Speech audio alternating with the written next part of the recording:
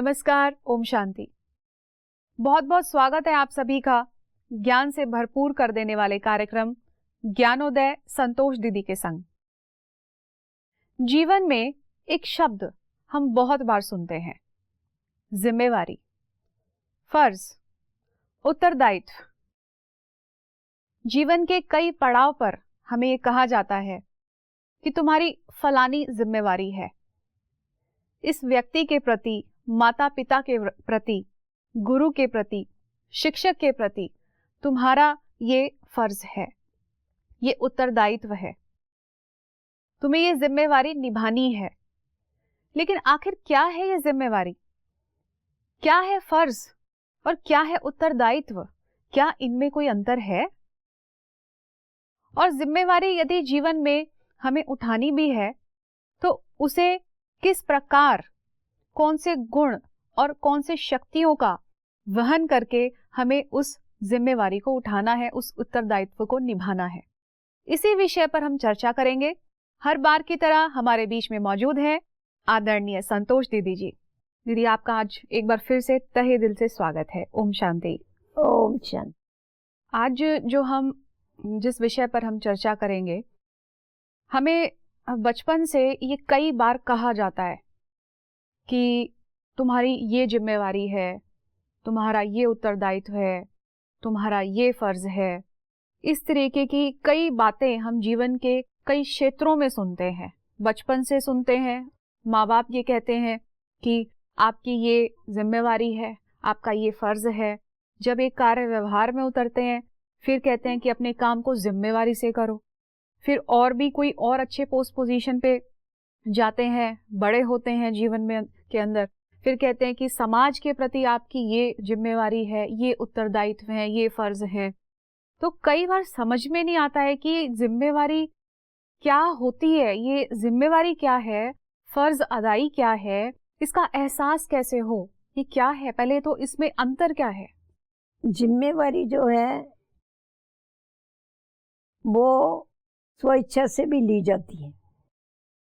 आज मेरे को समाज सेवा करनी है तो मैं स्वेच्छा से अपने सिर पर उठा लेती उस जिम्मेवारी को, उस कार्य को उठा लेती जी। मैं अपने को जिम्मेवार समझती हूँ, सीरियसली वो कार्य करती हूँ, ये मेरी जिम्मेवारी हो गई। उसके बाद कोई कोई परंपरा से जिम्मेवारियाँ आती हैं, जैसे माता पिता हैं, बच्चों का पालन पोषण करना ये उनकी जिम्मेवारी है जी। और बच्चे बड़े होने के बाद, उनको लायक बनाने के बाद, जब बच्चे अपने पैरों पर खड़े हो जाते हैं तो बच्चों का फर्ज है, फर्ज अदाई है अपने माता पिता की सेवा करना, उनकी आज्ञाओं पर चलना, के कहने के अनुसार हर कार्य करना। ये उनका उत्तरदायित्व है। माता पिता की बुढ़ापे में संभाल करना ये फर्ज नहीं, ये उनका फर्ज है, सिर्फ जिम्मेवारी नहीं है परंतु फर्ज है। उनको ये कर्ज जो उनके ऊपर चढ़ा हुआ है, फर्ज माना कर्ज, जो कर्ज उनके ऊपर, उनके उपकार चढ़ा हुआ है उनका, जिन्होंने जन्म दिया, जिन्होंने बड़ा किया, जिन्होंने पाला पोषा, लायक बनाया, तो हमारे ऊपर तो मातृ ऋण और पितृ ऋण जी, वो हमको उतारने का है, हमारी वो फर्ज अदाई हो जाती है जी। तो फर्ज अदाई ये बहुत ईमानदारी से हमें करनी चाहिए। आजकल जो नहीं करते हैं बच्चे, बिल्कुल नहीं करते। अच्छी बात आपने बताई है। देखिए कितनी गहरी बात है कि पेरेंट्स की एक जिम्मेवारी है लालन पालन करना उनका, और बच्चों का इन रिटर्न फर्ज बन जाता है कि वो उनको रिटर्न में सुख दें, खुशी दे जीवन की। बहुत अच्छी बात आज आपने बताई है। इसके आगे यदि हम जीवन की यात्रा में बढ़ते हैं, फिर बच्चा जब बड़ा होता है फिर उसको ये कहा जाता है कि अब आप पर घर की जिम्मेवारी आ गई है। जब उसकी शादी होती है ये कहते हैं अब आपके ऊपर जिम्मेवारी आ गई है। अब एक पत्नी आ गई, फिर बच्चे आ गए, एक परिवार जुड़ जाता है। अब ये फर्ज है, जिम्मेवारी है, फिर क्या है ये जिम्मेवारी है जी। ये हमारे को जिम्मेवार समझने से मनुष्य बहुत अलर्ट होकर के वो काम करता है। आज अगर हम अपने को जिम्मेवार नहीं समझते हैं तो अलबेले हो जाते हैं। पहले देखो बच्चा होता है, समझो उसकी शादी नहीं हुई हुई है, अलबेला होके घूमता है फिरता है, बाप कमाता है, हम खाते हैं, मजा है। जी। हाँ, परंतु जब घर बसा लेता है तभी उसको फिक्र होती है, जी भाई तू अभी तेरी वो चंचलता कहाँ गई, तेरा भटकना घूमना कहाँ गया। कहता है मैं तो अभी जिम्मेवार बन गया भाई, मैं तो नहीं अभी भटक सकता हूँ। ये बिल्कुल सही सीरियस हो जाता है, डिसिप्लिन आ जाता है। डिसिप्लिन आ जाता है। जी इसीलिए जो ज्यादा ऐसे चंचल बच्चे होते हैं ना, उनकी जल्दी शादी कर देते हैं कि जी इसके ऊपर जिम्मेवारी डालेंगे, ऐसा बोलेंगे तुम्हारे ऊपर घर की जिम्मेवारी है, समझेगे बाप बैठा हुआ है, जिम्मेवारी उसकी है, मेरी थोड़ी है। जी परंतु जब उनके सिर के ऊपर जिम्मेवारी पड़ जाती है तो बिगड़े हुए भी सुधर जाती है। जी कई बार ये हमने देखा है कि जिम्मेवारी आती है, बहुत अच्छे से उसका वहन भी करते हैं, लेकिन कई केसेस में ऐसा हो जाता है कि उनको बार बार याद दिलाना पड़ता है कि ये तुम्हारी जिम्मेवारी है, इसको जिम्मेवारी समझ के करो, और वो उस चीज को हल्के में ले लेते हैं कि जो होगा देखा जाएगा, जैसा चल रहा है चलने दो, भाग्य पे छोड़ देते हैं, ईश्वर पे छोड़ देते हैं। उस जिम्मेवारी को जिम्मेवारी समझते नहीं है। वो कार्य को जिस तरीके से करना चाहिए, जो उनको एक जिम्मेवारी सौंपी गई है, तो वो उस तरीके से नहीं करते उसको। अपना मन आया तो कर लिया, नहीं मूड किया तो नहीं किया। अब ऐसे में क्या किया जाए? देखो ऐसा होता है, देखो जैसा बच्चा है स्कूल में पढ़ता है, अभी उसके एग्जाम के दिन आए, उसको मालूम है मेरे पिता ने मेरे पीछे कितना खर्चा किया है जी मैंने सारे बरस मेहनत किया है, पढ़ा हूँ मैं, अभी मेरा एग्जाम आया है और मेरे को इसमें जरूर पास होना है। ये जो लक्ष्य रख करके, ये मेरी जिम्मेवारी है पास होना, मेरी जिम्मेवारी है मार्क्स लेना। जब ये अपनी जिम्मेवारी समझता है सीरियसली, तभी उस जिम्मेवारी को निभा सकता है। दूसरा बच्चा है वो समझता है क्या हो गया, एक बरस नहीं तो दूसरे बरस पास हो जाएंगे, उसकी भी जिम्मेवारी है, परंतु वो जिम्मेवारी को समझता नहीं है। तो जब जिम्मेवारी को हम समझते हैं तो बखूबी से कर सकते हैं। अगर अलबेले हो जाते हैं, नहीं समझते हैं, तो उसकी रिजल्ट अच्छी नहीं आती। जी हम प्रोफेशनल लाइफ की यदि बात करें, प्रोफेशनल लाइफ के अंदर क्या होता है कि आप एक बड़े हो, एक किसी ऑर्गेनाइजेशन को आप चला रहे हो और किसी कंपनी को आप चला रहे हो, लेकिन जो कंपनी, मान लीजिए कोई हेड है, वो अपने एम्प्लॉय को काम सौंपता है कि आपको ये काम करना है, तो वो जो एम्प्लॉय है वो ये सोचता है कि वो ये कहता है कि मैं काम तो कर दूंगा लेकिन मैं इसकी जिम्मेवारी नहीं उठाऊंगा, मैं काम करूंगा जरूर। लेकिन एक बात यहाँ पर समझ में नहीं आती है कि जिम्मेवारी उठाएगा तब भी वही काम करेगा। जब ये कह रहा है कि काम कर दूंगा लेकिन जिम्मेवारी नहीं उठाऊंगा, तब भी वही काम करेगा, पर अंतर कहाँ है फिर दोनों बहुत में? बड़ा अंतर है। जी मैं काम कर दूंगा पर जिम्मेवारी नहीं उठाऊंगा, इसका मतलब ये है कि मैं काम करूंगा, फिर अच्छा होवे तो भी आप जिम्मेवार है, बुरा होवे तो भी आप जिम्मेवार। जो जिम्मेवार व्यक्ति होगा वो अपने को जिम्मेवार समझ के सीरियसली काम करेगा, वो उस काम को बिगड़ने नहीं देगा, वो अपनी नींद भी पिटाएगा, अपना आराम भी पिटाएगा, परंतु अपने काम को वो एक्यूरेट करेगा। जी और सिर्फ काम करने वाला अलबेला हो जाएगा, किया तो किया, कभी सो लिया, कभी भटक लिया, टाइम मिला तो किया। और अगर उसने पूछा जिम्मेवारी देने वाले ने, तुमने किया क्या, भाई मैं तो पहले से ही आपको बताया था मैं जिम्मेवार नहीं हूँ, जिम्मेवार आप। जी तो खुद को छुड़ाने का ये तरीका होता है लोगों का, जी ये फर्क है इसमें। मतलब हम खुद इसमें लूज हो जाते हैं, लूज हो जाते हैं। जब तक जिम्मेवारी नहीं समझेंगे तो लूज हो जाएंगे, किया तो किया, नहीं किया तो नहीं किया। मुझे लगता है कि शायद यहाँ पर एक डेडिकेशन की भावना वो डेवलप नहीं हो पाती है, तभी वो उसको उस चीज से करने में सक्षम नहीं हो पाता है। पर कोई कोई जबरदस्ती थोपते हैं ना उनके ऊपर जी कि तेरे को ये करना ही है, और उसके मन से होता है, उसको करना नहीं होता है, जी तो क्या करेगा फिर? वो बोलता है ठीक है, आप बोलते हैं ना मैं कर दूंगा, पर जिम्मेवार मैं नहीं। जी वो इसीलिए जिम्मेवारी नहीं उठाता क्योंकि उस काम में उसको रुचि नहीं है। जी जी जी जी परंतु देने वाले उसको देते हैं कि तेरे को करना ही है, फिर जबरदस्ती करेगा तो बिगाड़ेगा, अच्छा कैसा रिजल्ट करेगा? अच्छा नहीं आएगा उसका। बिल्कुल वो सही मन कहा। से करेगा तो वह ठीक करेगा ना, अपने मन से करेगा तो ठीक करेगा, वो मन से नहीं करता है, जी दूसरों के कहने पर करता है। जैसे हमने अभी भी डिस्कस किया कि आपने शादी का भी एग्जाम्पल लिया कि शादी हुई तो अपने आप ही डिसिप्लिन लाइफ हो जाती है। ये तो एक डिसिप्लिन की बात आई है। जिम्मेवारी आने से और कौन कौन से गुण और पावर्स डेवलप हो सकती हैं? देखो जब हम अपने को जिम्मेवार समझते हैं तो हमारा अपने ऊपर अटेंशन होता है कि मैं जिम्मेवार हूँ। जी जब मैं जिम्मेवार हूँ तो मुझे ये कार्य करना ही है किसी भी हालत में, और मुझे इस कार्य को एक्यूरेट भी करना है, मुझे इस कार्य को समय पर भी करना है। और उसके साथ साथ मैं जिम्मेवार होने के कारण सब मेरे को देख रहे हैं, ये फलाना व्यक्ति जिम्मेवार, जी तो मेरा खुद के ऊपर अटेंशन ज़्यादा रहता है कि मैं जिम्मेवार हूँ, इसीलिए सबके आगे मैं एक आदर्श हूँ। जैसा मैं कर्म करेगी मेरे को देख के और करेगी, क्यों? क्योंकि मैं जिम्मेवार हूँ। जी तो जिम्मेवार समझने से हमारे अंदर एक आदर्श बनने की लगन लग जाती कि मुझे एग्जाम्पल बन के बताना है, क्योंकि मैं जिम्मेवार आत्मा हूँ।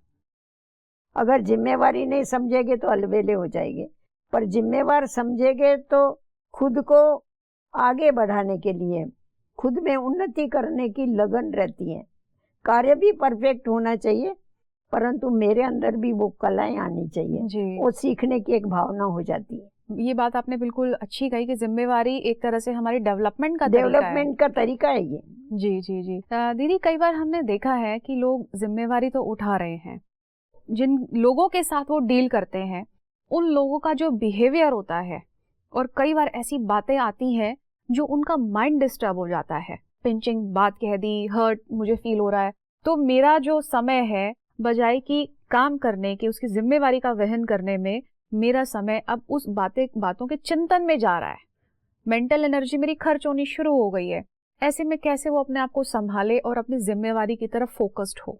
अभी देखो, बोलने वाले तो कुछ भी बोल सकते, आप उनका मुंह तो पकड़ नहीं सकते। जी अभी उसने बोला और हम अपनी जिम्मेवारी को छोड़ देवे, या जिम्मेवारी करने में हम आनाकानी करना चालू कर देवे, ये तो हमारी बेसमझाई है ना। वो बोलने वाला कुछ भी बोलता है या कुछ भी करता है, परंतु मेरे को मेरी जिम्मेवारी करनी है। आज देखो, भगवान है, परमात्मा है, परमात्मा दुख हरता सुख करता है, लोग उसको कितना दोष देते हैं। जरा सा कुछ डिस्टर्ब होते हैं, जरा दुख होता है, तूने हमारे को क्या किया, हमारा बेटा मार दिया, फलाना किया, हमारा देवाला निकाल दिया, तू निर्दयी है, तू फलाना है, टीरा है। फिर भगवान ने क्या किया? फिर भी उसने किसी को दुख नहीं दिया, वो फिर भी सबको सुख ही देता है। बिल्कुल। तो उसी प्रकार हम भी उसके बच्चे हैं। अगर कोई कुछ भी बोलता है तो मुझे मेरा कार्य करना ही है जी, समझा। मेरे को आवाजों की तरफ ध्यान नहीं देना है। अगर आवाजों की तरफ ध्यान देंगे ना, कभी आपकी महिमा हो जाएगी, कभी आपकी निंदा हो जाएगी। परंतु किसी किसी की स्थिति जो होती है, जिसकी किसी किसी की प्रसन्नता जो होती है ना, वो प्रशंसा के ऊपर आधारित होती है। प्रशंसा होगी तो उसको प्रसन्नता आएगी, और प्रशंसा नहीं होगी तो प्रसन्नता नहीं आएगी। उसमें उसकी कोई डेवलपमेंट नहीं। जी, प्रशंसा होवे या निंदा होवे, दोनों समान। तो ज्ञानी और अज्ञानी में ये बड़ा फर्क है। ज्ञानी जो है वो प्रशंसा होवे या निंदा होवे, महिमा होवे या निंदा होवे, वो अपनी स्थिति को समान रखता है।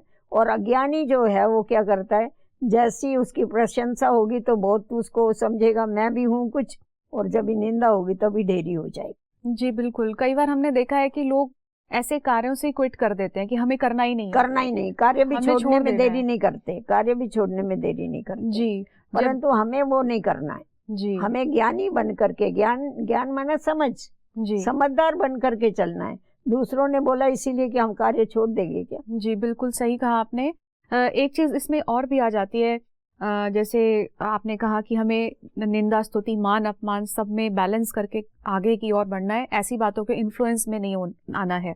इसका मतलब स्वयं के संस्कारों की जिम्मेवारी, उस रास्ते पर चलने की जिम्मेवारी दूसरों की नहीं, मेरी है। और लेकिन कई बार हम ईश्वर पर दोषारोपण कर देते हैं। कई बार हम आरती में गाते हैं कि विषय विकार मिटाओ, पाप हरो देवा। देवा को रखते हो। जी, मेरे विषय विकार हरने के लिए तू जिम्मेवार है। विषय विकार मैं करूं और हरूं वो, ये कौन सा सौदा है? जो करेगा सो पाएगा। अगर वो हरेगा तो उसको ही मिलेगा फिर। तो वास्तव में देखा जावे तो ईश्वर के ऊपर रखने की जरूरत है। ऐसे गाते गाते वो एक दिन चल बसते हैं, उनके विषय विकार कभी भी दूर नहीं होते हैं। कोई ऐसे होते, ईश्वरीय कृपा होगी तो मैं सुधरूंगा, गुरु जी की कृपा होगी तो मैं सुधरूंगा, उनके आशीर्वाद से। खुद सुधरने का नाम भी नहीं लेते हैं। नहीं, स्व की उन्नति मुझे स्व को ही चालू करनी है।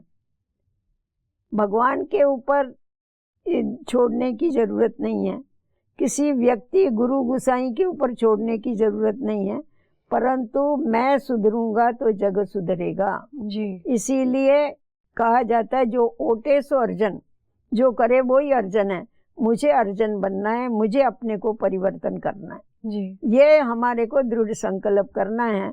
दूसरों के आधार पर हमको नहीं चलना है जी। ना भगवान के आधार पर चलना है, ना भगवान भी हमारे को रास्ता बताता है, पर चलना नहीं चलना तो हमारा काम है ना। जी। तो ऐसे में तो ये बहुत ज़रूरी हो जाता है कि हम भगवान को साथी बना करके भले आगे रास्ते की ओर बढ़ें, लेकिन हर चीज़ उस पर डाल देना, वही जिम्मेवार है हर चीज़ का, वही सब कुछ करे, ये तो शायद मुझे लगता है जो करेगा सो पाएगा। अपने कर्म से अलग भागना है, भागना है, कर्मों से भागना है। जी जी जी जी। इसमें दीदी एक बात ये भी आती है कि कई बार एक व्यक्ति है, वो एक बहुत बड़ी जिम्मेवारी का वहन कर रहा है, वो एक पद पर है, कई बार एक हिरार्की बनी होती है टॉप से लेकर नीचे तक, नीचे में मान लीजिए किसी से कोई मिस्टेक हो गई, अब बात आती है कि उस व्यक्ति की जिम्मेवारी है, वो ये जो गलती हुई है उसका जिम्मेवार वो है, गलती हुई किसी और से है, लेकिन क्यों वो प्रतिनिधि है अपनी ऑर्गेनाइजेशन का, लेकिन अब उंगली उस पर उठनी शुरू हो जाती है। ऐसे में बहुत ही क्या कहेंगे, लोगों को क्रिटिसिज्म फेस करने की जो पावर है और वो सब झेलने की जो ताकत है, बहुत कम लोगों में देखने में आती है। ऐसे जिम्मेवारी के पोजीशन पे व्यक्ति खड़ा है, इस तरीके की बात हो जाती है, तो ऐसे में वो क्या करे, कौन सी पावर्स को अपने अंदर इस्तेमाल करे जो इस तरीके की क्रिटिसिज्म, ऐसी बातों को फेस कर सके। देखो ऐसा है, जो निमित्त बनता है जी, उसको सहन तो करना ही पड़ता है। आज जो स्टेज के ऊपर होगा, स्टेज पर कोई झाड़ू भी लगाएगा तो सब किसकी तरफ देखते, उसकी तरफ देखते, झाड़ू ठीक लगा रहा या नहीं लगा रहा। पर नीचे जो खड़ा है, वो नीचे खड़ा होकर राजा का पार्ट प्ले कर रहा है, पब्लिक उसको देखेगी या स्टेज वाले को देखेगी? जी। तो किसको देखेगी? पब्लिक उसको नहीं देखेगी, जो स्टेज पर खड़ा है उसको देखेगी। बिल्कुल। तो निमित्त बनना माना विश्व की स्टेज के ऊपर खड़ा रहना। तो जब हम विश्व की स्टेज के ऊपर खड़े रहे हैं तो हमारे को करेक्शन तो मिलने ही वाली है। जी जी जी जी। क्रिटिसाइज तो होने ही वाला है, उसमें डरने की क्या बात है जी, घबराने की क्या बात है। तो हमारा काम है, हमें देखना चाहिए कि हमारी क्रिटिसाइज क्यों करते हैं, क्या कारण। महिमा तो होती है, परंतु अगर हमारी निंदा भी होती है तो कोई तो कारण होगा ना जी। तो हमें उस व्यक्ति के लिए नफरत करने के बजाय, जो हमारा क्रिटिसाइज करता है उसको नफरत करने के बजाय उसको हमें अपना मित्र समझना चाहिए। निंदा हमारी जो करे, मित्र हमारा सो बने जी। क्योंकि निंदा करने वाला हमारा खुद की तरफ ध्यान खींचवाता है, नहीं तो हम तो चलते रहते हैं, महिमा होती रहती है, हम खुश रहते हैं जी। परंतु जब कोई निंदा करता है तो हमारा खुद की तरफ अटेंशन जाता है कि मेरी ऐसी कौन सी भूल है जिसके कारण ये मेरी निंदा करता है, तो वो क्या करता है, अपनी उस भूल को करेक्ट कर लेता है। तो इसीलिए निमित्त जो है, जो ऊपर टॉप पर बैठे हुए हैं, वो समझो स्टेज के ऊपर है, और जो दूसरे क्रिटिसाइज करने वाले या दूसरे जो भी भूल करने वाले व्यक्ति वो स्टेज के नीचे है जी। उनको कोई नहीं देखेगा, आपको देखेंगे। बिल्कुल देखेंगे। इसमें तो मुझे लगता है कि ऐसा रोल प्ले करने के लिए बहुत दिलेरी चाहिए, बहुत हिम्मत चाहिए, ऐसा आगे हिम्मत तो रखना ही पड़ेगा जी।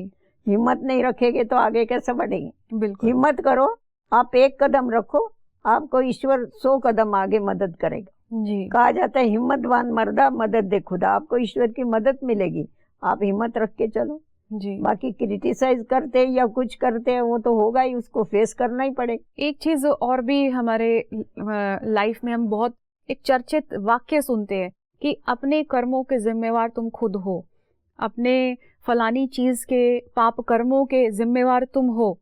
तो ये कर्मों की जिम्मेवारी और ये पाप पुण्य की जिम्मेवारी, ये सब क्या है? मैं अच्छा काम भी मैं करती हूँ, बुरा काम भी मैं आज मैं बोल रही हूँ, मैं आत्मा बोल रही हूँ, आत्मा निकल जाएगी तो मुंह नहीं बोल सकती। बिल्कुल। तो सब कर्म करने वाली मैं आत्मा हूँ, तो हम जैसा कर्म करते हैं उसका इफेक्ट आत्मा के ऊपर होता है। अच्छे कर्म करते हैं तो पुण्य के खाते में जाते हैं, अगर हम खराब कर्म करते हैं तो वो पाप के खाते में जाते हैं।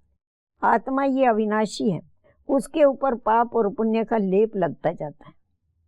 तो वो जो पाप और पुण्य का लेप है वो लेकर ही आत्मा पुनर्जन्म के चक्कर में आती।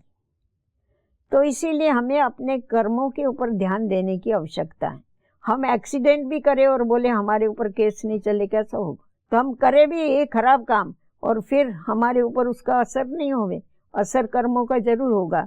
इसीलिए कहा जाता है ये पापात्मा है, ये पुण्य आत्मा है, ये महान आत्मा है। तो पाप कर्मों का इफेक्ट हुआ तभी तो उसको पापात्मा का। लोग कहते हैं आत्मा निर्लेप, अरे निर्लेप कहाँ हुई? उसके ऊपर लेप लगा तभी तो पापात्मा कहलाई, उसके ऊपर पुण्य का लेप लगा तभी तो पुण्य आत्मा कहलाई, उसके ऊपर महान कर्मों का लेप लगा तभी तो महान आत्मा कहलाई। तो आत्मा के ऊपर उसका इफेक्ट होता है, इसीलिए पाप और पुण्य के खाता साथ में लेकर के आत्मा दूसरा जन्म लेती जी। आज आप देखो दिन प्रतिदिन जो पॉपुलेशन बढ़ रहा है वो गरीबों का, भिखारियों का, इनका पॉपुलेशन ज्यादा बढ़ता है। शाहूकारों के बच्चे बहुत कम होते हैं। क्यों? क्योंकि दान पुण्य की जो भावना है वो लोगों में से कम हो गई है।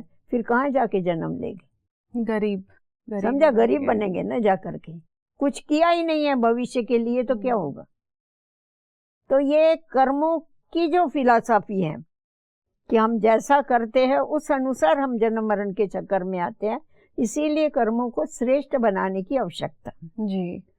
तो अगर श्रेष्ठ कर्म बनाएंगे तो हमारे ऊपर उसका असर होगा, आत्मा के ऊपर उसका इफेक्ट होगा और वैसा ही जन्म मिलेगा। जैसा कर्म होगा वैसे संस्कार होंगे, जैसे संस्कार होंगे वैसा जन्म मिलेगा। और अंत में दीदी एक प्रश्न और पूछना चाहूंगी कि जब भी कोई व्यक्ति एक जिम्मेवारी को उठाता है तो वो माइंड में क्या सोच करके उस जिम्मेवारी को उठाए? क्या वो ऐसी भावना रखे मन के अंदर, क्या ऐसी बात मन में रखें कि वो अच्छे से उसको निभा सके? ऐसी कौन सी बातें मन में हम धारण करें? अभी मैं जिम्मेवार आत्मा हूँ ये तो उसको याद रखना ही चाहिए जी। और मैं जो जिम्मेवार आत्मा हूँ मुझे ऐसा कर्म करना चाहिए जो मेरे को देख करके और करें, इसीलिए मुझे हर एक कर्म को एक्यूरेट करना है। जब ये बात ध्यान में रखते हम कि हमारे को, मैं अकेला नहीं चल रहा हूँ, मेरे पीछे बहुत लंबी क्यू चल रही है। तो जब मेरे पीछे बहुत लंबी क्यू चल रही है तो उस क्यू का ध्यान हमको रखना है। हमको देख के लोग फॉलो करते हैं, हमको देख करके लोग हमारे पीछे आते हैं, तो हमारे को जरूर अपने कर्मों के ऊपर ध्यान रख के पीछे चलना होगा। बिल्कुल दीदी, आपने इतनी अच्छी आज बातें बताई हैं, इतनी गहरी बातें बताई हैं। जिम्मेवारी और फर्ज अदाई, इसकी जो महीन रेखा, इसके बीच का डिफरेंस आपने आज क्लियर किया है कि कैसे माता पिता जो जन्म देते हैं तो बच्चों के प्रति उनकी क्या जिम्मेवारी होती है, और बच्चों का भी एक मौलिक कर्तव्य है, एक नैतिक कर्तव्य है कि किस तरीके से रिटर्न में हमें देना है। और ना कि मुझे लगता है कि जीवन में ऐसे कई लोग हमारे जीवन में आते हैं, शिक्षक भी हैं, गुरु भी हैं, जिनके प्रति हमारा फर्ज बनता है, जिन्होंने हमारे जीवन को उठाया है। देखो समाज के लिए भी तो है ना, समाज के लिए भी हमारा फर्ज है, उनका भी ऋण है हमारे ऊपर। आज हम जिस स्थान पर है समाज ने हमको इतना आगे बढ़ाया, बिल्कुल मातृभूमि का भी हमारे ऊपर ऋण है। तो ये सारे ऋण जो है ये हमारी फर्ज अदाई है, चुकतू करने हैं हमको ये सारे। ये तो बहुत अच्छी बात आपने बताई है कि समाज के प्रति भी हमारा जो है फर्ज अदाई है, एक देश के प्रति भी है, और मुझे लगता है अगर ये सारी दुनिया के प्रति भी है। बिल्कुल है, सभी के प्रति और ही विश्व पिता के लिए कितना बड़ा फर्ज है हमारा। जी जी जी, जिसने हमको इस सृष्टि के ऊपर भेजा, जो हमारे जीवन को इतना ऊंचा बनाता, श्रेष्ठ बनाता, उसके प्रति भी हमारी फर्ज अदाई है, उसका नाम बाला करना। जी, ये तो सबसे श्रेष्ठ मुझे लगता है जीवन का लक्ष्य हो सकता है कि इतनी बड़ी बात है ये। इसमें तो आदमी न केवल अपनी उन्नति करेगा बल्कि पूरे विश्व को भी वो जो है एक रोशनी दे सकता है। दीदी, आपने आज इतनी अच्छी सुंदर बातें बताई हैं जिम्मेवारी को लेकर के, उत्तरदायित्व को लेकर के। मैं आपका तहे दिल से शुक्रिया अदा करती हूँ। ओम शांति। ओम शांति। दर्शकों, आज के इस एपिसोड में हमने बहुत ही महत्वपूर्ण बातें जानी है। पहली बात तो ये कि व्यक्ति को स्वयं को बदलने की जिम्मेवारी खुद उठानी चाहिए। ईश्वर को उसके लिए कभी भी जिम्मेवार नहीं ठहराना चाहिए। क्योंकि अक्सर हम यही करते हैं। ईश्वर आपकी मदद के लिए सदैव तत्पर है, वो आपका हमेशा हितैषी साथी अवश्य है, लेकिन कदम पहले मुझे उठाना पड़ेगा, तभी वो मेरे जीवन को बदलने में, मेरे संस्कारों को बदलने में, मेरी जिम्मेवारी को सक्षम बनाने में मेरा मददगार होगा।